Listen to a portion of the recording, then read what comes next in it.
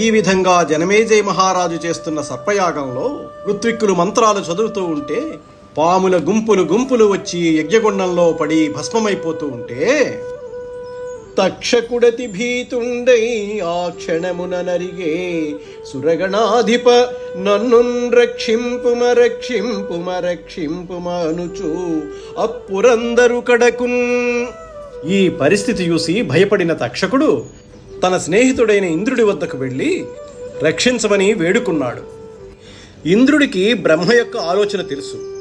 కద్రువ శాపం గాని బ్రహ్మ సంకల్పం గాని లోకాల్లో పీడిస్తున్న సర్పజాతి మీదే కానీ తక్షకుడు వంటి సర్పశ్రేష్ఠులకు ఎటువంటి ఆపద వాటిల్లదని తెలుసు. అందువల్ల తక్షకుడికి ఇంద్రుడు ఆశ్రయమిచ్చి అభయమిచ్చాడు. ఉంటే వాసుకి తన సోదరి అయిన జరాత్కరువును సంప్రదించి ఆమె కుమారుడైన ఆస్తికుణ్ణి జనమేజయుడి వద్దకు పంపి యాగాన్ని ఆపించమని ప్రోత్సహించాడు.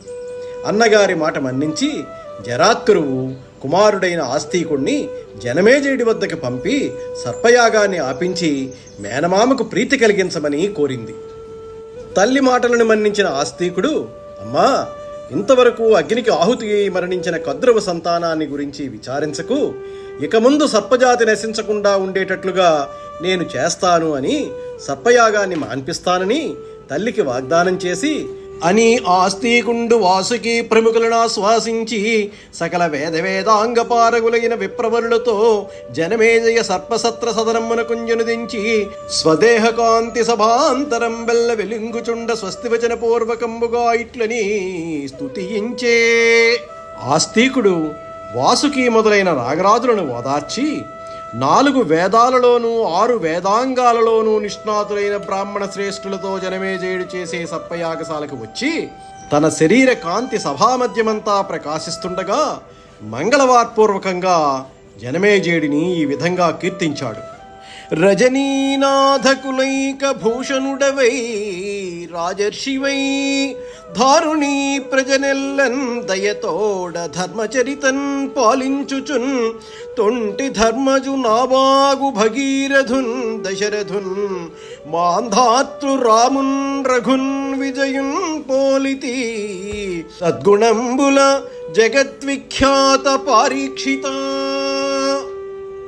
ఓ జనమేజయ మహారాజా, చంద్రవంశానికి ప్రధానమైన అలంకారానివై ఋషి వంటి రాజువై దయతో ధర్మంతో కూడిన ప్రవర్తనతో భూమిలోని ప్రజలందరినీ పరిపాలిస్తూ ఇంతకుముందు ప్రసిద్ధులైన ధర్మరాజును, నాభాగుడిని, భగీరథుడిని, దశరథుడిని, మాంధాతను, రాముడిని, రఘుమహారాజును, అర్జునుడిని ఉత్తమ గుణాలలో సరిపోలావు.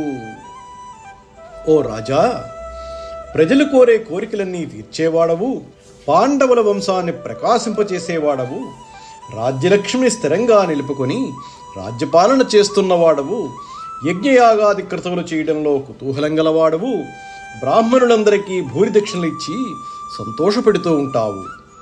అమ్మనుజేంద్రుడైన నలు యజ్ఞము ధర్మరాజు రాజసూయ యజ్ఞము ప్రయాగం చేసిన ప్రజాపతి యజ్ఞమున్ పాశపాణి యజ్ఞమును విష్ణు యజ్ఞము నిశాకరు యజ్ఞము నీ మనోజ్ఞ యజ్ఞమును ఒక రూప విలసన్ మహిమన్ కురువంశవర్ధనా.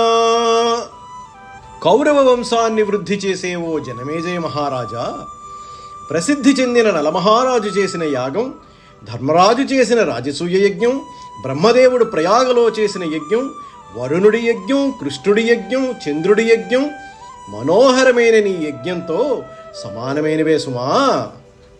వితతమఖ ప్రయోగ విధి విత్తములుత్తమ ధీయుతుల్ జగన్నుత సుమహాతపోధనులు అనుగ్రహ నిగ్రహ శక్తియుక్తులీ క్రతువున ఋత్విజుల్ కమల గర్భ సమానులు పూర్వదిక్పతి క్రతువున యాజకోత్తముల కంటే ప్రసిద్ధులు సర్వ విద్యలన్.